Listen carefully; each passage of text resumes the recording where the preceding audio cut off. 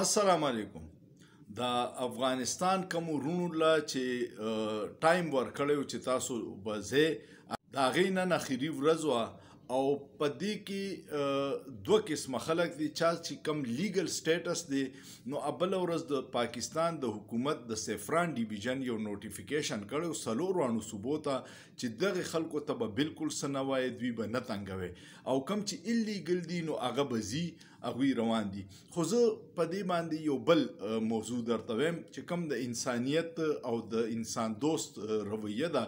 دا خلک چې روان دي نو دوی دلته ډیره موده وخت تیر کړی ځان له ډیر سامانونه اغستی دي اوس چې په بې سر و سامانه کې او په جلدۍ کې ځي نو د سامان شفت کولو باندې هم ډیرې کرایې لګي دوی به دلته ډیر سامان پریږدي او خرڅوي به د ډیرو خلکو به دا خیالي چې دوی نه به دا ارزان سامان والو ځکه چې مجبور دي روان دي.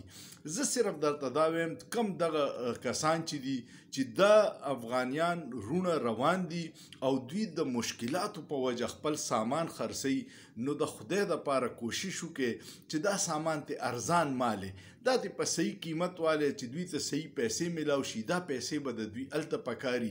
دلته به هم په سخته دي هلته به هم په سخته شي نو کم خلک چې د دوی د مجبوریانو نه فایدې لي یا د دوی د سامان تغلی چې په موږ ته په نیم قیمت یا په کم قیمت والو دغه ډیر زیاتې کوي دغه د دې خبرو نه منې شي او دوی له د دوی څوک سامان خرڅوي نو په صحیح قیمت یې خرڅ کړي چې دوی ته مشکلات نه امید لرم چې کم رونو ته زما دا پیغام رسی هغوی به په دې عمل کوي او د دوی د مجبورونه به غلطه فایده نالي.